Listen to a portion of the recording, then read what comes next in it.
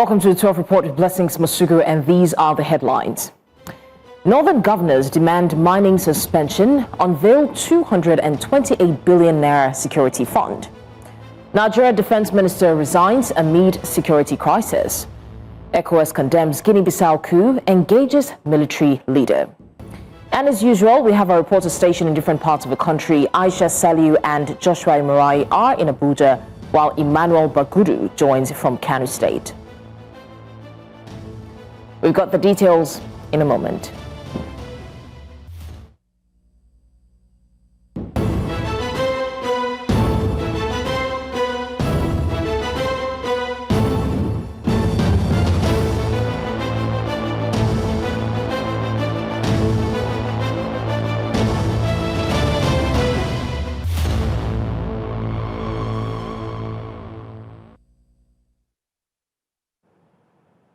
We begin with security concerns, where northern governors and traditional rulers have called for a 6-month suspension of mining activities across the region, blaming illegal mining for the worsening insecurity in several states.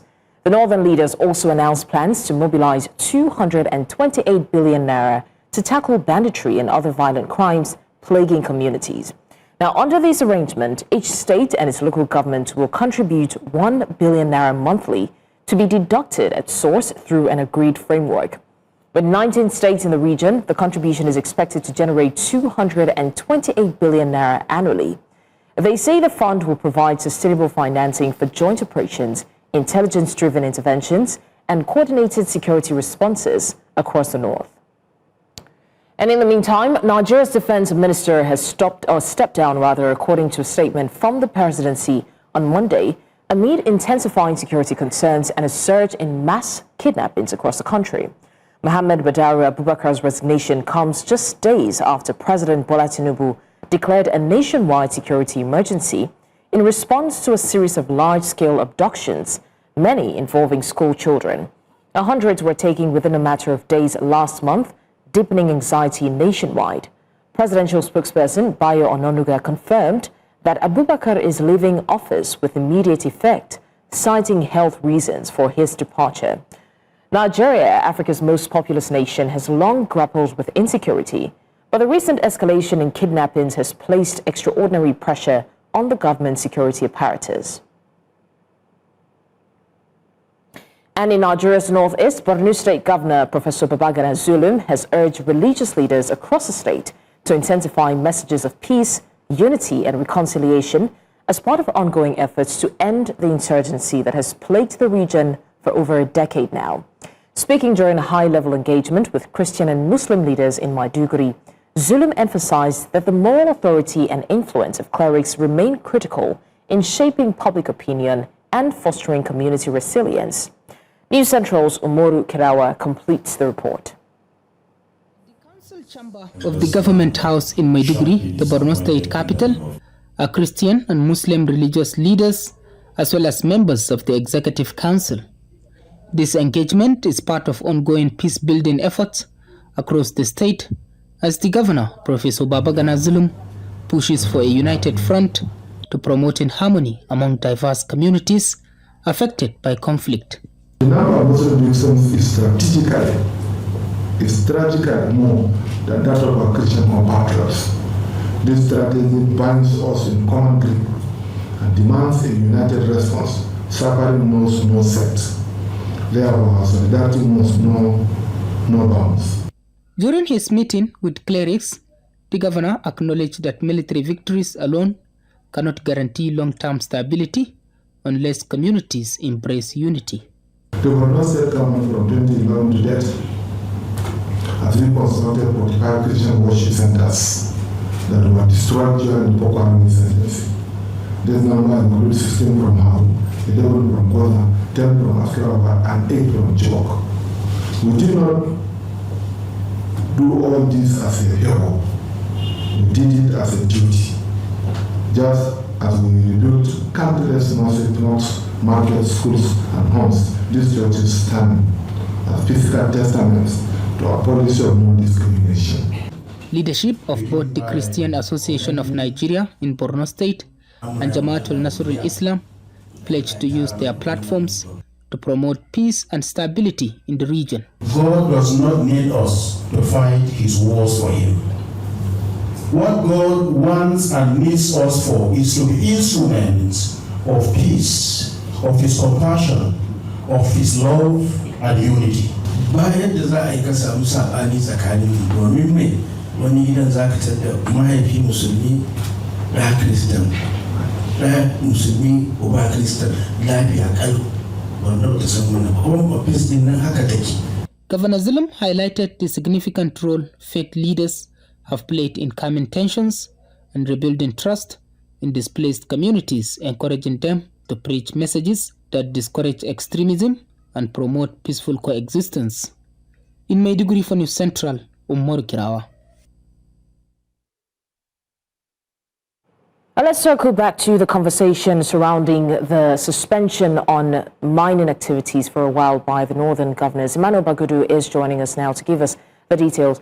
Emmanuel, if you can hear me, what is the latest on the exact information regarding the 6-month suspension of mining activities across the northern region?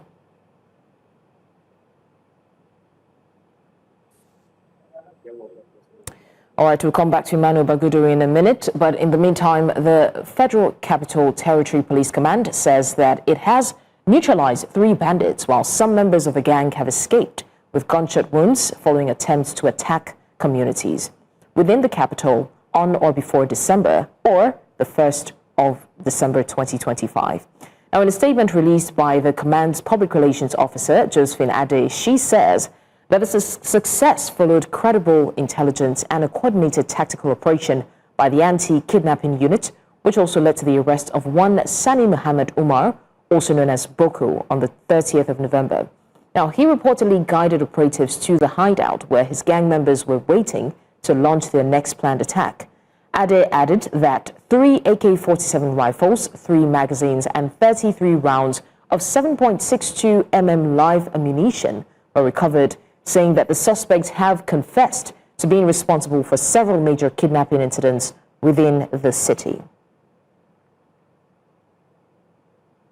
Now, the Department of State Services has arraigned politician and activist Omoyele Sowore before the Federal High Court in Abuja. He appeared before Justice Umaru Muhammad on a 5-count charge bordering on alleged criminal defamation. According to the charge sheet, Sowore is accused of publishing statements on social media considered injurious to the reputation of Nigeria's President Bola Ahmed Tinubu. He has, however, denied all allegations. We now cross live to our correspondent, Joshua Marai, who has been following the proceedings at the court. Joshua, Sowore has now taken his plea. How did this play out in the court? Good afternoon to you, guys. Sowore has, of course, taken his plea before Justice Mohammed Umar of the Federal High Court of Abuja. And Sowore pled not guilty of all the 5 counts alleged by the Department of State Services for allegedly criminal defamation of the President of Nigeria. He was accused of making several posts, particularly on Meta and X platforms, and calling the president a criminal. This is what the DSS is saying, and these have been objected to. But upon commencement of proceedings under the Federal High Court, and Sowore told lawyer there's some obligations with where is Mohammed Marshal, Abubakar Marshal in this case, and Sowore described the charges leveled against him as invalid, and saying that the charge leveled against their client does not constitute any concrete matter that is supposed to be leveled against Sowore, and for a fact bringing in the court. And this was argued, this was objected by the prosecution counsel representing the DSS in this case, and Justice Mohammed Umar actually ruled that the arraignment go on as scheduled, and Sowore pleaded not guilty. So beyond the arraignment, counsel representing Sowore made some applications before the court as well. What more can you tell us about those requests? Yes. The counsel representing Sowore, that is the person of Marshal Walker, made an application of bail to the Federal High Court this morning. And of course, the prosecution replied also saying that they have received the said motion in notice and has already responded. Marshal Walker told the court that he has not seen any responses from the prosecution on this particular application being brought before the court, and saying that he would move on with his other application. the judge informed him that it is at the discretion of the court given to give any particular defense or perhaps any person who has been accused the opportunity to argue orally. When Masha, however, went on forward to argue that Soade would not run or flee or abscond his trial, that he is ready to stand his trial, and that Soade has his passport already deposited before the Federal High Court in Abuja and is in the course of the deputy director of the deputy. All right, Joshua, if you can hear me, thank you so much for the update on the alleged defamation case against Omoyele Sowore, and definitely we'll come back to Joshua to give us more updates on that. But in the meantime, you're still live with us on the news. When we come back, the 12 report continues. Do stay with us. Many thanks for staying with us on the news. Now, we did tell you before we went on break that the government of some of the northern states have decided collectively to put a 6-month ban or moratorium on mining activities. And we have News Central's correspondent Emmanuel Bagudu right there, who will be giving us more information. Emmanuel, what does the mining activities have to do with the security situation at hand? Yes, thank you so much. Of course, it is a resolution that is world tracking, and of course, the 19 northern governors are not missing words. They are saying that they are going to be contributing 1 billion, which will be deducted from source during the FAC allocation, and that will be dedicated to the Northern Nigeria Security Trust Fund. Now, but they have not mentioned to us what that 19 billion in a month will be used. Whether it's going to be used to strengthen the military, whether it will be used to strengthen the police, or whether there is a new unified security outfit, which a lot of stakeholders that we're advocating for will be established. So those are the issues that come to play. And then, of course, the traditional rulers are there who have made it clear that they are there to give their own support from the grassroots to see that whatever funds is being contributed will be judiciously to end insecurity. So all eyes on the governors. All eyes is now on the Accountant General, who is expected to deduct that 1 billion naira from source as part of the agreed Northern Nigeria Security Trust Fund. And then, of course, Nigeria look forward to an improvement that since it's about more funds allocation to the security sector. Yeah. So what security intelligence or evidence did the governors present that actually links illegal mining to the spike in insecurity? Yes. It's not illegal mining. There's nothing illegal right now because you recall that Dele Aleke, the Minister of Solid Minerals, have lifted a ban in mining. Mining is now legal in northern Nigeria, whether artisanal or formal. Mining is now legal. For the past few months that we have visited the mine sites, it's legal. They are not being chased away by police and soldiers like they used to be chased before. So mining is legal. But what the state governors are saying is that we should revert back, that the government should revert back to the mining ban because it has encouraged a lot of terrorism. It has auditing has to be done. Let us know who is who. That suspension, that 6-month suspension they are calling for, is to know who is who. Not that they want to deny people their source of living, their source of livelihood. So they want to know who is doing the mining. Is it a terrorist or is it a legal person? Is it a foreigner? That audit has to be done. That's the reason why they are calling for that suspension, because they believe that a lot of terrorists have acquired a lot of mining sites, which they have been allegedly using gold, alluvial gold from for example, in exchange of arms. So if that audit is done, they'll be able to know where Nigerian gold is going and then who is doing the mining and all that. Yeah. Emmanuel, can you walk us through the amount that was? I think that there was an amount that was stated to be budgeted for this particular purpose. That's the 228 billion naira security fund that will be structured and managed. What do we know about the deduction at source? Yes.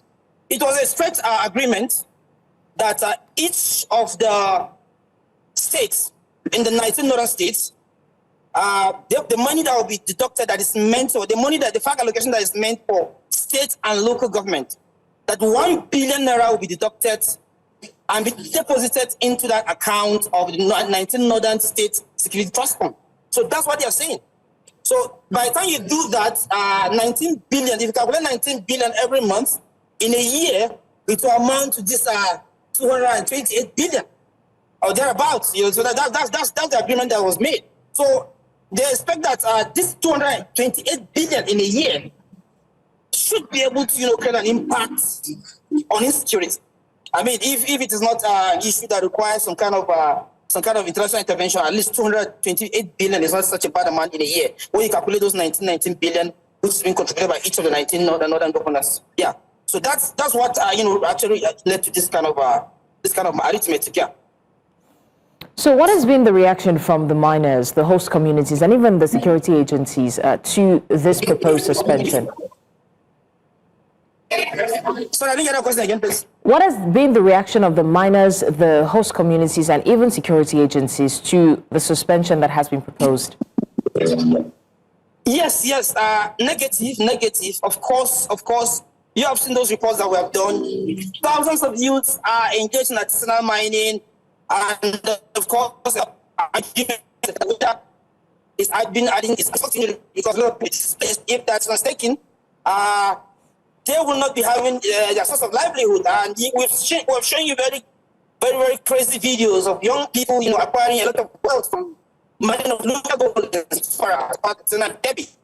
I mean, these guys are going to be sent back, to depend on other means of livelihood. It's just taking. So something that has to do with a lot of intervention. While this artisanal mining is going to be suspended, because demanded, of course, they are all the governors. All right.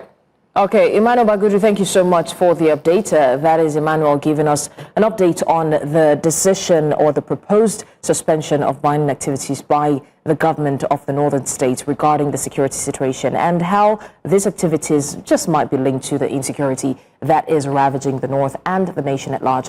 Now, some good news. Troops of the 12th Brigade of the Nigerian Army have rescued 6 kidnapped victims during a coordinated operation in the Ejiba and Saminaka forests in Yagba East local government area of Kogi State. The rescue followed combined air and ground offensives carried out with support from a Nigerian police helicopter as part of renewed efforts to tackle insecurity in that area. Now, according to a statement from the brigade, the victims were abandoned by their captors after sustained military pressure. 5 of the victims have now been reunited with their families in Egbe and Ejiba, while 1 is receiving medical attention. The operation comes on the heels of a recent attack on a church in Ejiba, where worshippers were abducted. And now, Osun State Governor Ademola Adeleke has resigned from the People's Democratic Party, under which he was elected senator and later governor. Adeleke announced his resignation in a post on his X handle late on Monday, attaching a letter dated November 4th and addressed to the PDP chairman of Ward 2, Sagra Agbogunde in Ede North. In the letter, he blamed prolonged leadership crisis with the PDP's national structure as his reason for leaving. Adeleke did not indicate the political platform he will be joining next. The Senate's attempt to overhaul Nigeria's social security framework has triggered sharp disagreements among key stakeholders. At a public hearing in Abuja, the leadership of the National Assembly pushed for the repeal of the NSITF Act and the Employees Compensation Act, replacing both with a unified Social Security Trust Fund law. But labor unions and private sector groups insist the proposal could erode workers' protection and politicize an agency funded almost entirely by employers. Our correspondent, Sagir Ibrahim, reports. The Senate Committee on Labour says the new bill is designed to modernize Nigeria's social security architecture, expand coverage and eliminate administrative duplication. Committee Chairman Diket Plank described the reform as timely and aligned with global best practices. The objective of the bill are threefold. First, to consolidate administrative functions and eliminate duplication. Second, to expand eligibility to include workers in the informal sector and those in precarious employment. And third, to enhance transparency, accountability of the fund through robust oversight mechanisms. The principal objective is not the creation of a new institution, but the harmonization of the operations of the National Social Insurance Trust Fund, NSITF, and the Employee Compensation System. Labour leaders, however, strongly disagree. The Nigerian Labour Congress warns that the proposed structure could weaken the NSITF's tripartite governance model and give government excessive influence in a fund it does not finance. Taking us to boardroom politics, where the government representatives is to neutralize the position of other stakeholders. This NSITF is not funded by government, and it's better we get it clear here. So if it is not funded by government and employers contribute in the interest of workers, so I don't see the essence of playing politics to neutralize the influence of workers or their interest. Others welcomed the debate but cautioned against expanding the board and introducing political appointments that could undermine efficiency. We should avoid politicizing these issues of security of work and the rest of them. And it's also going to be more cost effective for us. There are a lot of cost implications in it. We are mindful that every power that the board has, as it is, must be maintained. And that power is in providing oversight to the management, in providing checks and balances, in providing regulatory oversight generally. With sharp different positions from organized labor, the private sector and government, the Senate committee says it will review all submissions before compiling its final report. For now, the future of Nigeria's new social security framework remains the subject of intense negotiation. In Abuja for News Central, Sagir Ibrahim. We now go to Delta State, where the people of Egbe and Ejiba community in Aniocha North local government area are calling on the state government to urgently intervene to prevent what they fear could escalate into a land-related crisis. News Central's correspondent Austin Azu tells us more.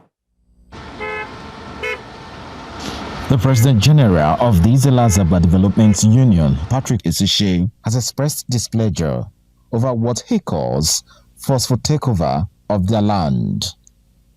He noted that while the community welcomes development, they would not watch their land taken away from them. Of Delta State government. According to Isishe, the state government has earlier directed both Egbe and Ejiba and neighboring Okmanam to stay off the disputed parcel, pending the conclusion of the Boundary Adjustment Committee's assignment.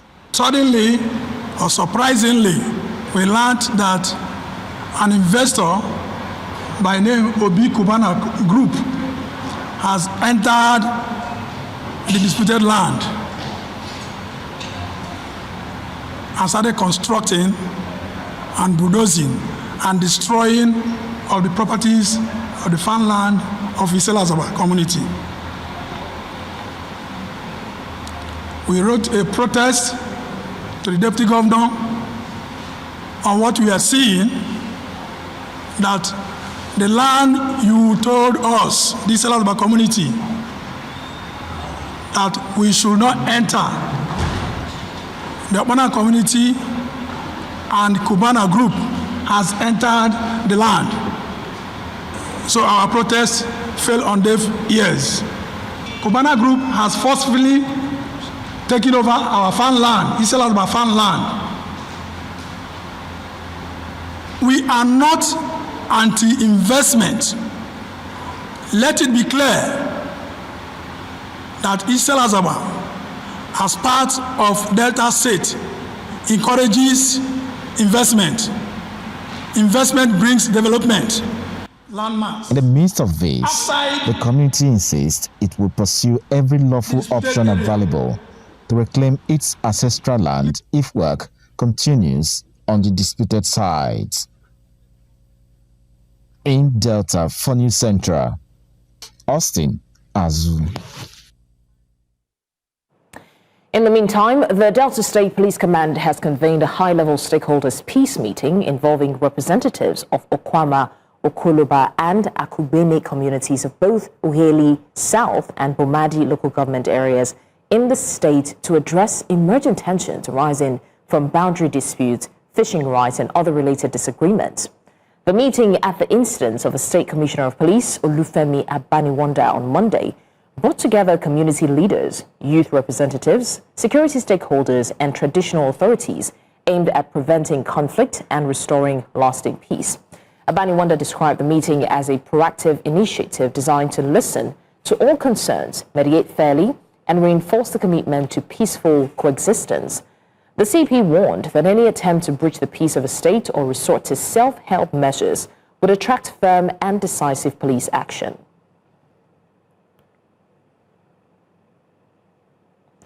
You're still live with us on the 12th report. We go on a short break, and when we come back, we've got more stories. Do stay with us. Let's head now to Rivers State, where the Nigerian Content Development and Monitoring Board has concluded a 5-day specialized training in Port Harcourt aimed at strengthening the capacity of small-scale businesses to meet local content compliance standards in procurement and tendering. News Central's Biola Festus reports. The training brought together small-scale business owners from across the Niger Delta, all seeking to better understand how to align their operations with local content requirements. For the NCDMB, the goal is clear: to equip entrepreneurs with the knowledge and skills needed to navigate the local content framework and convert it into real business opportunities. It's a very good initiative by the government to be able to train young people, young business owners to understand what they need to do as regards procurement in terms of local content. In the end, the multiplier effect is that it's going to help them to position their businesses, and it will also help them to be prosperous. Trainers and business experts emphasized that such engagements are essential for positioning small enterprises for growth, ensuring they understand procurement processes, compliance policies, and how to compete effectively within the energy sector and beyond. We gave them a very good training on the Act, and then we also taught them community content. You have to be able to, in the catchment area where you are working, you should carry the community along. Participants say the workshop has deepened their grasp of compliance procedures and opened up clearer pathways to participate in the local content value chain. It has really opened my eyes to understand compliance in the entire procurement process value chain, from the top to bottom, how to follow the technical details in terms of understanding the processes involved in procurement and tendering. Through the pregnancy of this program, I've been able to open my eyes to so many things. I've learned to be skillful. I've learned a whole lot about procurement, tendering. I want to appreciate the organizers of this program, NCBMB. I want to say thank you to 17 ASUs who want to have more of this program. The NCDMB says it will continue to support small businesses through targeted interventions designed to boost competitiveness, increase capacity, and expand local content participation nationwide. In Rivers, for News Central, Biola Festus. Now, Nigeria's legal community is charting a new path for women in justice. At a consultative meeting in Abuja, advocates, legal practitioners, and policy stakeholders gathered to define Nigeria's position ahead of the upcoming Commission on the Status of Women CSW 70. News Central's Sumaya Abubakar reports. At the country consultative meeting hosted by the NAF Foundation for Young Women, participants are reimagining a justice system where women and girls are not sidelined, whether in law, policing, or the courts. The meeting focuses on strengthening women's access to justice across all levels of the legal ecosystem. Speakers highlight that justice loses credibility when it is distant, unsafe, or unaffordable, especially for survivors of gender-based violence. What we are doing here in Abuja, Nigeria today is basically gathering insights, feedback, and demand from women, young women, and the older generation in the justice sector and outside the justice sector, curating those demands as a country and saying this is what we believe access to justice would mean for our generation and for our nation in the next sustainable future. For women, access to justice means safety at home, safety in the workplace, and if there is a challenge, they know there is a path that they can go to where they will seek recourse, that it will be swift, it will be fair, and it will also be responsive. Discussions explored barriers affecting women, from first contact at the police station to the courtroom and even within correctional facilities. Participants emphasized that justice system led by women is more humane, responsive, and representative of lived experiences. It's easy for us to imagine that in some of our urban locations, in our cities, the police, for instance, understand gender-responsive ways to address issues of sexual and gender-based violence. But then we need to look at what the data says about places in rural communities, some places where they have not particularly engaged with the act. The challenges for access to justice, number one, is access to even representation. So where do I go to lay my concerns? Number two is the delay in the regimented system, because you could be in court dealing with an issue of custody, inheritance for a number of years, which shouldn't be the case. Political justice for women will be more representation, passing that bill, making sure that women are not just present on the streets, but present within the lawmaking systems of our society. As the country shapes its position for CSW 70, participants insist that justice must mirror women's experiences, recognize their role in leadership, and ensure they are heard at every level of the justice system. In Abuja, for News Central, Sumaya Abubakar.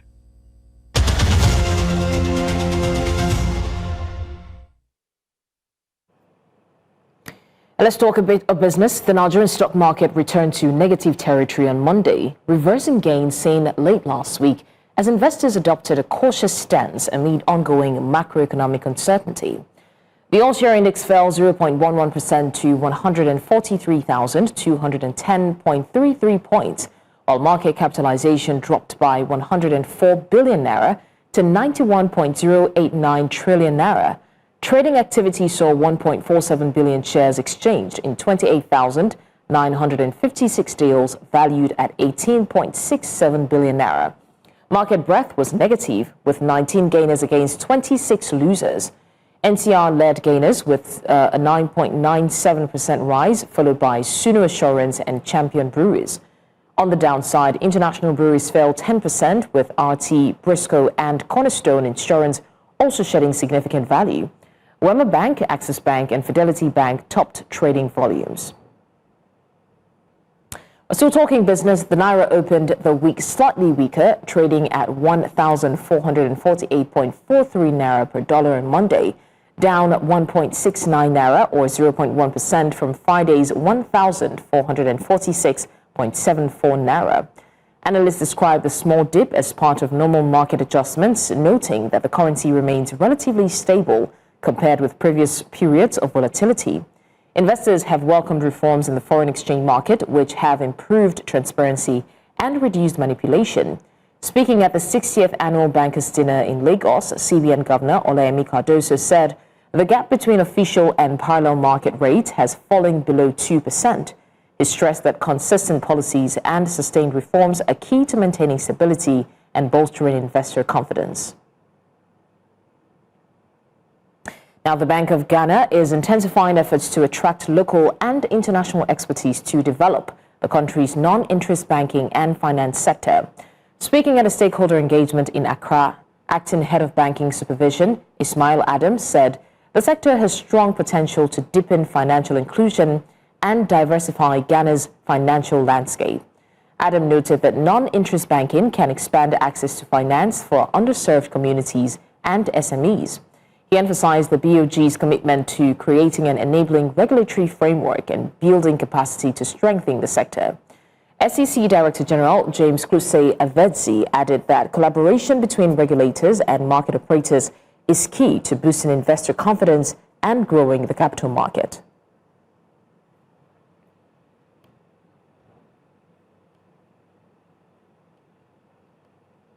Coming up on the news, ECOWAS condemns Guinea-Bissau coup, engages military leader. We'll bring you the details in a bit. Just stay with us.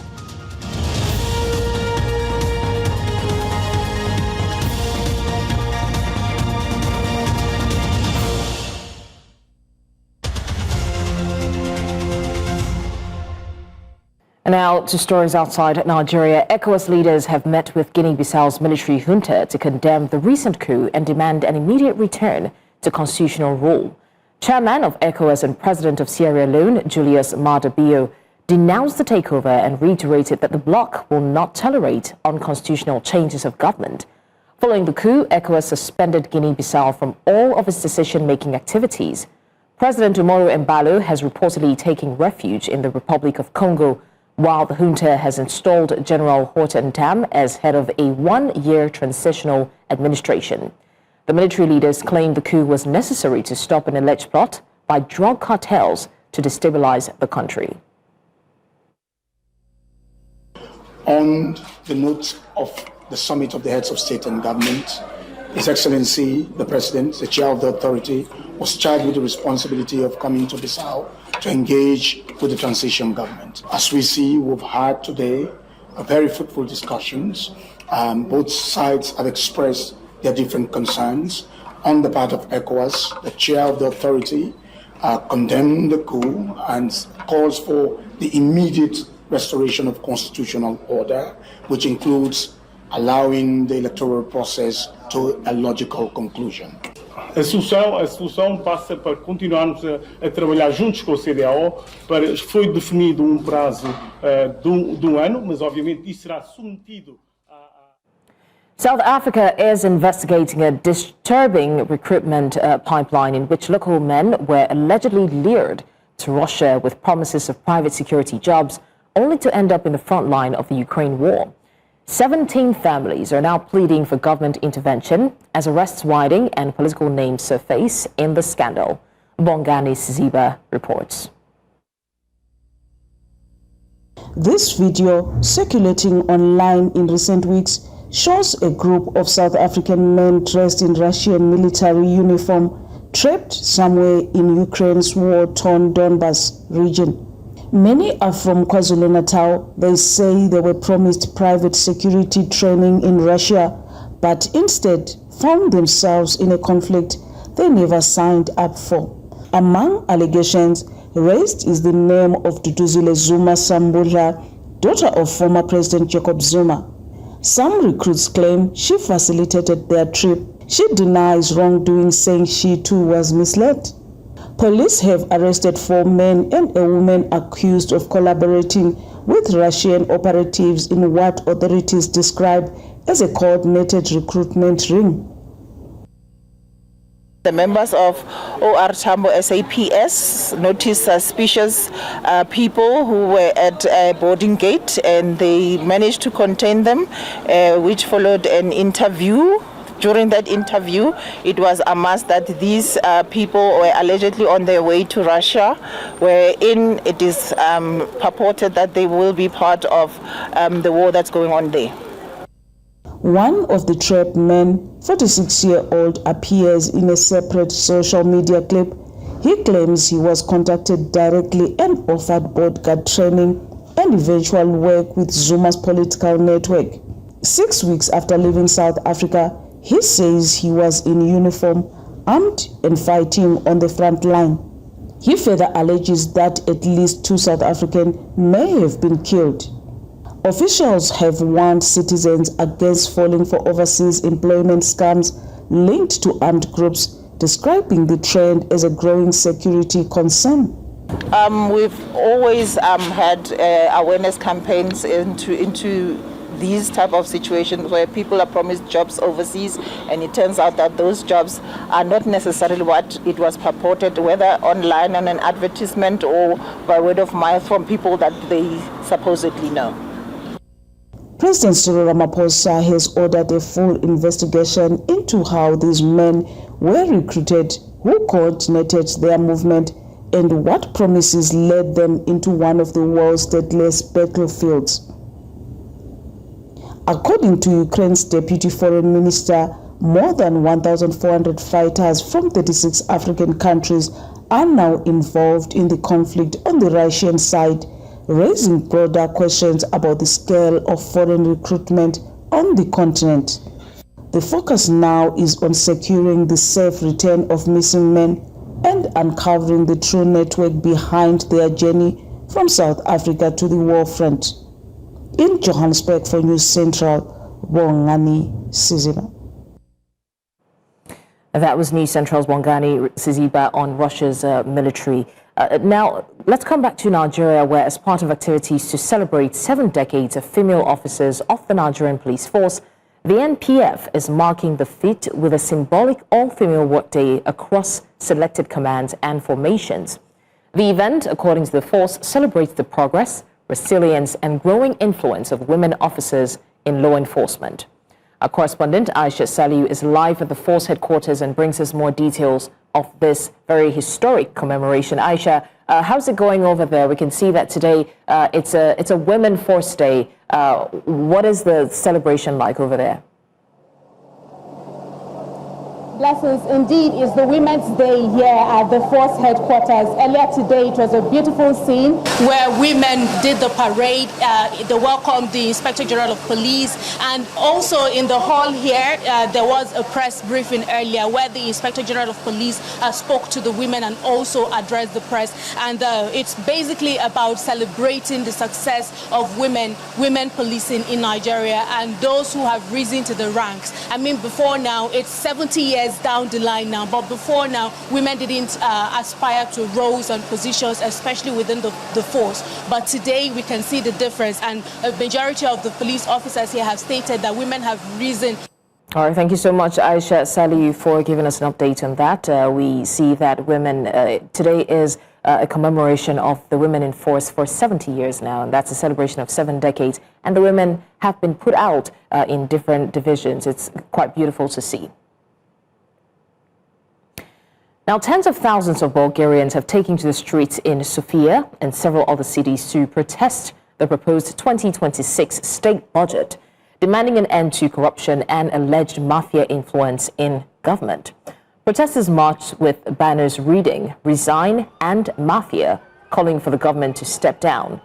Public anger is fueled by planned hikes in social security contributions and higher taxes on dividends, measures many citizens believe are designed to benefit the political elite rather than ordinary people. Tensions escalated when masked demonstrators hurled bottles and firecrackers at police and at political party offices in the capital. Security forces responded with tear gas to disperse the crowd and prevent further unrest.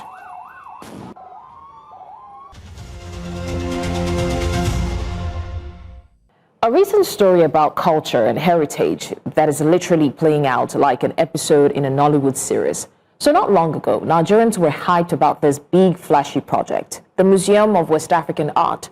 The pitch was simple: bring back our stolen artifacts, especially the Benin bronzes. Let's give them a proper home. Nice idea, right? Everyone is excited. But then came the reality. See, those bronzes, the Benin bronzes, had already been placed under the custody of the Oba of Benin. As in culturally, spiritually, historically, that's his lane. So when government and private partners started building Museums 2.0, a lot of Edo people were like, no, we didn't ask you to do that. Now, fast forward to the previous day, set for November 9, 2025, which was for the preview, guests dressed, cameras set and all. Suddenly, protesters pulled up. They stormed the place, chanting support for the Oba, and literally escorted people out. Soft launch became hard chaos. Now, as we speak, the whole museum has closed down indefinitely. Launch suspended, land title revoked. The management keeps trying to explain, we're not trying to collect these bronzes, we just want to showcase art. But I guess it's not that simple when it comes to preserving culture in Nigeria, especially because they've been burned several times before. Now, in this country, heritage is not just museum decor. It's bloodline, its identity, and its pride.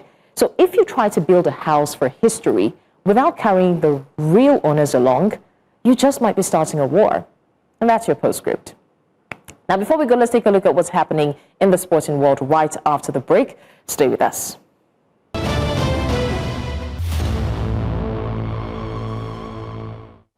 And now taking a glance into the world of sports, it's just 20 days to the AFCON 2025 kickoff, and across the continent, national teams are unveiling their final squad lists. Onyechi Obaro is here with the latest. Onyechi, are you ready for us? Coming with that shocker there, not including 2 very important players, Andre Onana, who is the Manchester United loanee there, and we've got the likes of Vassan Abubakar. For South Africa, also 2 inclusions there, those who have never been to the AFCON before. That and many more we get to analyze on the show today at 1 p.m.